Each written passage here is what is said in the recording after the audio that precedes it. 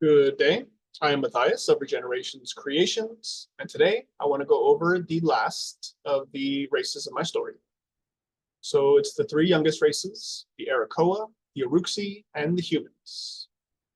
So in the third age of the world, the sun, night, and wood elves were left in a partially destroyed world with reduced numbers, and for the first time without their demigods or primordial elven overseers. The Sun Elves sought only to restore the golden age of the old empire of the Second Age, but simply lacked the numbers to make this happen. They saw this as a repeat of the beginning of the Second Age, so decided to do what the Primordial Elves did and create the new races. However, the Sun Elves were not as gifted in this and didn't use the step pyramids to create demigods first, as the Primordial Elves had done.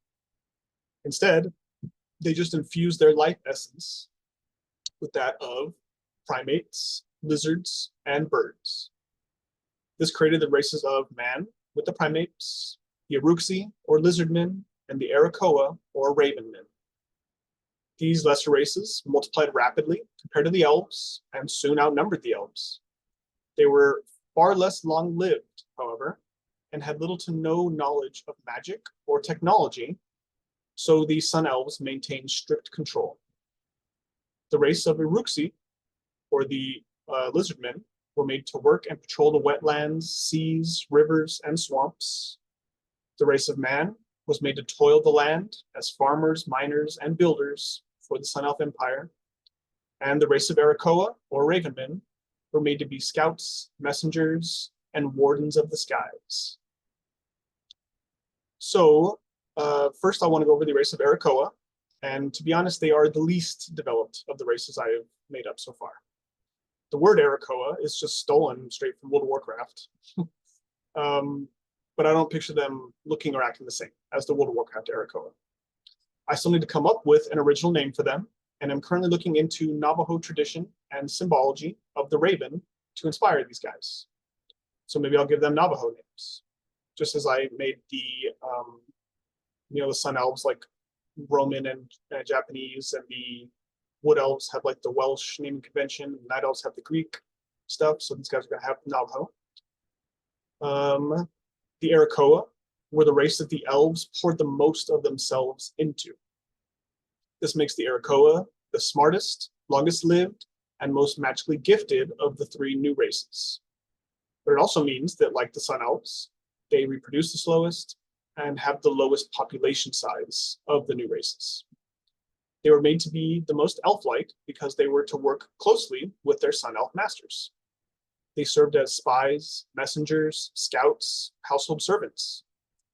Another prime role that they fill is to communicate the Sun Elf's will and day-to-day dealings with the other races, because the Sun Elves don't like to come in contact with the Iruxi or the humans.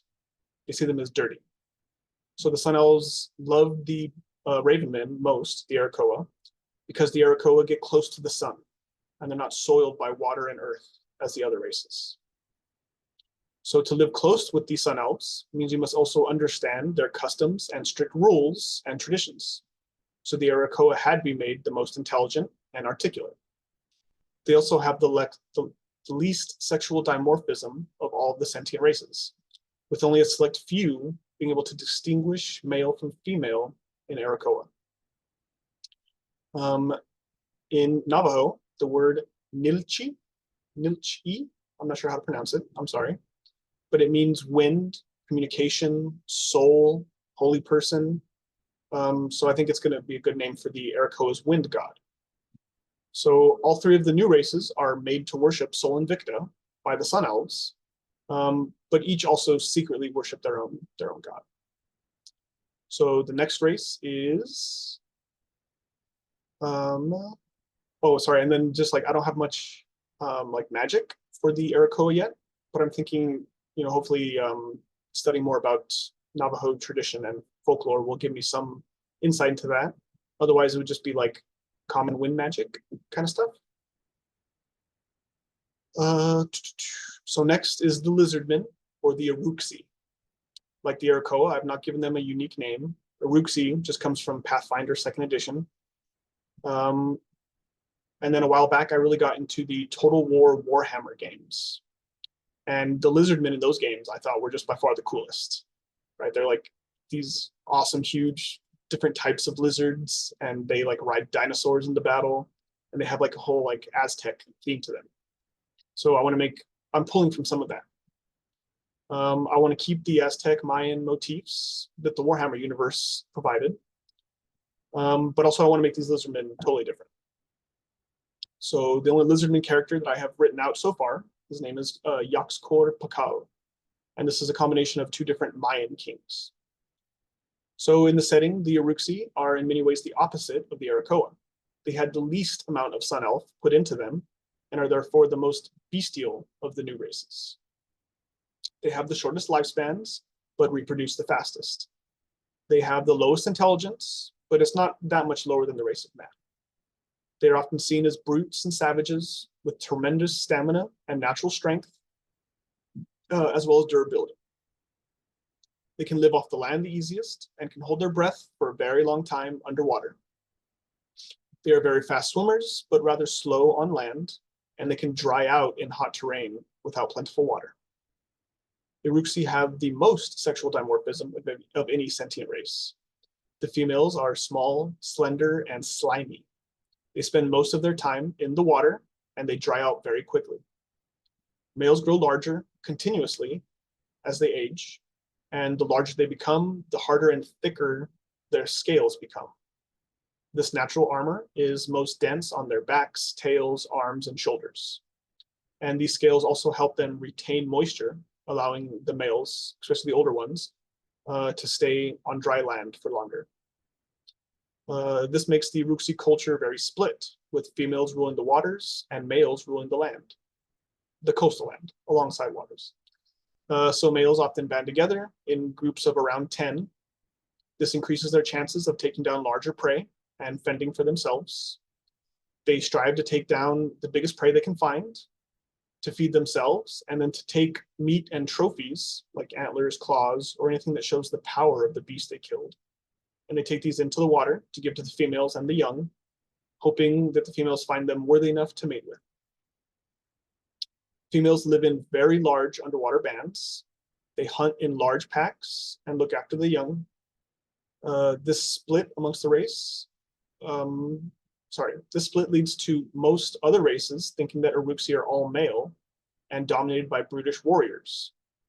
But it's really just because they don't go into the water that often, right? So in truth, the Iruxi are a matriarchal society. All Iruxi must return to the water, and this is where the females shine. So the males become subservient in the water. Females are also more intelligent and better communicators, though it's hard for them to exert any power on dry land. The Sun Elves made them to control the lakes, the rivers, waterways of the kingdom. Rivers being the fastest means of transportation without magic, and also allow the transportation of megalithic stones and other very heavy materials that would be otherwise very hard to move across the land. They also gather aquatic resources for the Sun Elves, like pearls, seashells, salt, and more. In recent times, some Iruxi have adapted to living in saltwater along the coasts, but most of the race is freshwater only. The Iruxi personal god is Shak, based off the Mayan god of water, rain, and storm. And then again, for the way I see it, the Iruxi will have no magic, but they will have things like poison spit, like venom claw, things like that, like a natural, like natural stuff like that, poisons and natural defenses. So the one character that I did mention, Yaxcor Pakal, that I have written, he is going to be a magus, so he will have access to magic, mostly lightning magic, but that'll be because he went through a rebirth, so he's like kind of half golem. So otherwise, most Iruxi will have no access to magic, except for perhaps some things that could seem like water magic, but maybe perhaps just the way that they can manipulate water with their bodies. I'm not sure yet. So the last race is the easiest race to explain because it's the race of man. I have based them off Anglo-Saxons, and in the story, Path of Magistrati, one of the main characters, a human, is named Eilvig. And in Anglo-Saxon, Eilvig means elf war, right? So he's going to be like the human perspective on the wood elves, right? Because the wood elves are like a collective consciousness, so it'd be very hard to like write them or be inside their mind, because there'd be like 50 minds inside that one mind. So Eilvig will be our connection to the wood elves. So I thought, and then them fighting against the sun elves. So I thought elf war was the perfect name for him, Eilvig. In the setting, the race of man is defined as being a sort of mid-ground between the other two new races. Their lifespan, intellect, physical prowess, and reproduction rate are all in between the lizardmen and the ravenmen. But the humans do have the largest population. So what characterizes humans is their variation, adaptability, and their ability to create things with their dexterous little fingers. Some are dumber than Iruxi, while others are as smart as Arakoa. Most have no access to magic, but some do. They can also live in almost any habitat except for aquatic habitats. So that goes to their versatility. The humans were created as workers of the land and basic battlefield soldiers for the Sun Elves. They cleared the land, set up farms to feed the Sun Elf Empire, as well as being called up annually to serve on grand building projects for the Sun Elves. Though they mostly lack magic, they were able to learn and copy much of the Sun Elf building techniques, and most importantly, Sun Elven metallurgy. So far, this has been allowed by the Sun Elves because making metal tools, weapons, and armor allows the humans to work more efficiently, and without the magical implements of the Sun Elves, the human crafted stuff is far inferior. So the Sun Elves don't fear it yet. I plan on making humans more and more powerful as the story goes on. The Night Elves will love the humans for their creativity, and the Wood Elves will love the humans for their ability with agriculture and animal husbandry. So the way I see it, the Night Elves will give the humans knowledge of how, so the Night Elves use crossbows, right? So it's like intricately crafted crossbows. So they will give that technology to the humans. And then Wood Elves will teach the humans how to better work the land, how to better work with their animals, as well as teaching them to make potions and poisons. And then, of course, the metallurgy from the Sun Elves. So with all these new things combined, right, with metallurgy, with potion making, and the ability to heal and create with potions and poisons, as well as, this new like higher technology in the Night Elven crossbows.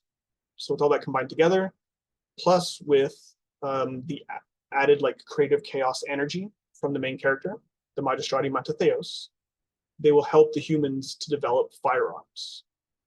So basically in the course of the story, it's going to have the humans jump from like a 900 AD like medieval peasant society to like a 16th century force where they have some knowledge of medicine, and they fight using like pike and shot warfare. So I think it's like the Spanish tercio formation, where it's like a mix of dudes with armor and long pikes, and then mixed in is like swordsmen as well as musketeers. So it's going to really like jump up the tech of the humans and allow them to be more powerful and gain independence from the Sun Elves. And it's kind of also like how we think of like the what are they called? The archers, longbowmen from England, and how like peasants armed with longbows could kill French knights in full plate and battle harness. So it's like now a peasant can kill a member of the aristocracy, something that just couldn't happen before, really. So just that's like the historical precedent for this in the story, where it's going to go from the Sun Elves had better tech, horses, magic, spell steal, and they could just dominate the humans. Where with all this help from the other races, the humans will become powerful enough to at least fight for independence. The humans, like I said, are based off Anglo-Saxons. So their god will be Thunor, or the god of blacksmiths.